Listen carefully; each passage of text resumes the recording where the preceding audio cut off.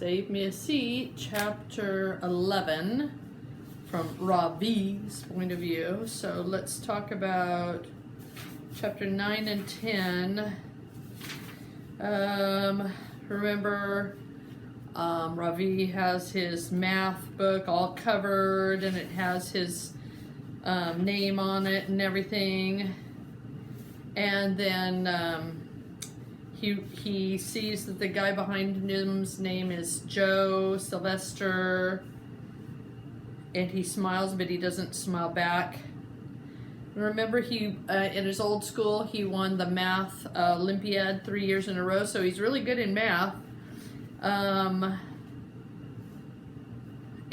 when she does the problem on the board, he raises his hand because he knows how to do it.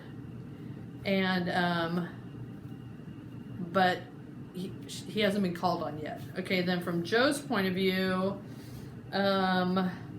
he talks about what his disability is, APD, and it's when sounds really bother him and he can't concentrate. And he's actually pretty good in math, but he doesn't like talking in front of people, so he doesn't want to get called on. So he's slumping down in his seat, and Mrs. Beam is looking right at him, but he thinks that she's looking at right at him, so maybe she's looking at Ravi, because remember, he's right in front of Joe. Okay. Ravi, Mrs. Beams asks, would you like to come up to the board? This is it, the moment I've been waiting for. Yes, ma'am, Mrs. Beam, I say quickly, correcting myself. In my hurry to get up, my knee bangs against the desk and all my school supplies fall on the floor. I don't want to miss my chance to show off my math skills, so I quickly bend down to pick up my things. My glasses start to slip down my nose, but before I can push them up, something hard hits my forehead. It's Joe Sylvester's head. Why has he done this? Bumped me with his rock-hard head. Can't he see I'm trying to collect my stuff? I rub my forehead as he rubs his. His giant foot is stepping on my name card. Big foot, I mutter under my breath. Dylan hears me and laughs. That's rich, he says. Bigfoot just sits there like a lump, but Dylan gets right down on the floor beside me and helps pick up the rest of my things. I thank him for his help, then take a deep breath and straighten my back. I am not going to allow anything to spoil this moment.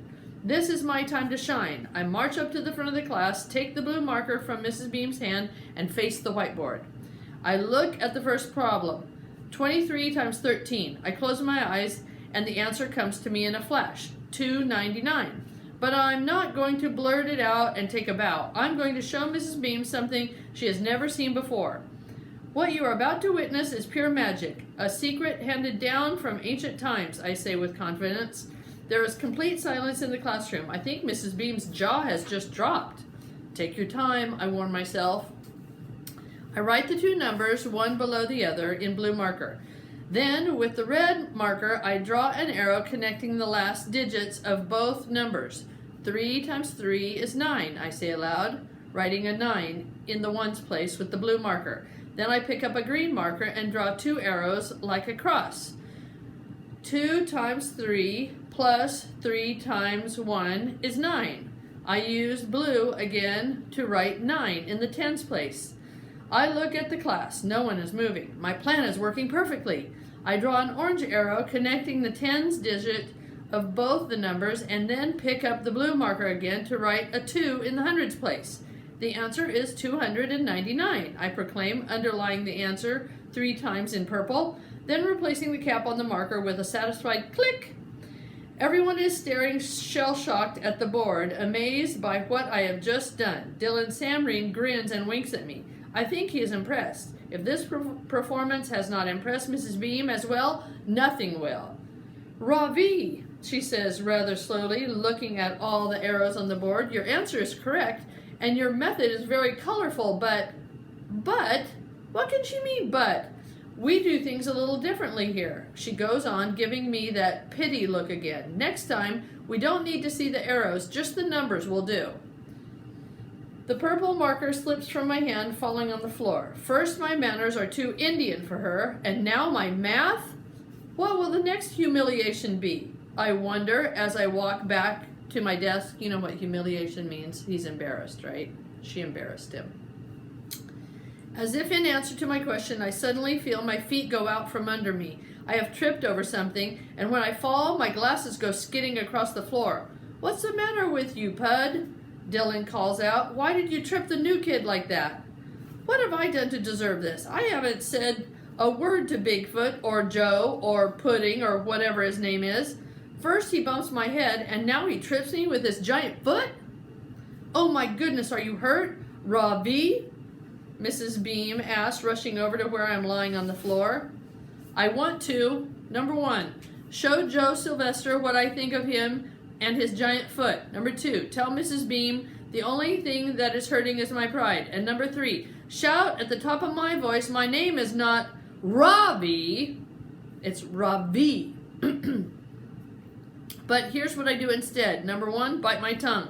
Number 2, pick myself up. Number 3, go get my glasses.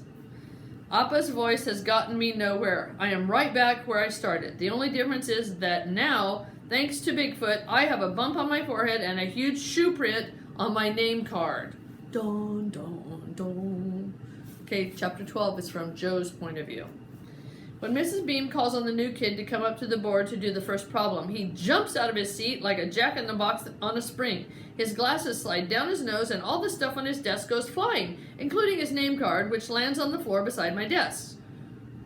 Ravi, R-A-V-I, Mrs. Beam has been calling him Ravi, but when he introduced himself earlier, I'm pretty sure that he said his name was Ravi, with the accent on the second syllable. As I reach down to pick up the card, he reaches over for it at the same time, and we bump heads. Ouch! Dylan gets down on the floor to help Ravi pick up his stuff, but I know what he's really up to. Quick as a flash, he puts one of those mechanical pencils down the front of his pants. I knew that was going to happen. When Ravi finally makes it to the front of the class to solve the problem, he draws a bunch of crazy-looking arrows on the board, each in a different color. I think it looks cool, but Mrs. Beam isn't impressed. He seems pretty bummed out after that. I don't see what the difference is as long as he gets the right answer. Then, as if things weren't bad enough, Dylan sticks his foot out and trips him. That's a Dylan Samreen specialty, kicking a person when they're already down. He tries to pin it on me, but anyone with half a brain would see through that. How could I trip him from 10 feet away? My legs are long, but not that long. While Ravi goes to get his glasses, Mrs. Beam tries to decide whether she needs to call the school nurse. Dylan reaches back and swipes another one of Ravi's mechanical pencil. Ooh, he's so mean. I feel bad for Ravi. I could definitely give him some pointers, like, for instance, not to leave his stuff lying around and to watch out for the winking. Dylan always winks when he's up to no good. Maybe at lunch, Ravi and I will sit at the same table again. I wouldn't mind. His clothes are flat and his lunchbox is weird, but other than that, he seems okay. Dun, dun, dun. Okay, the next chapter is about Ravi.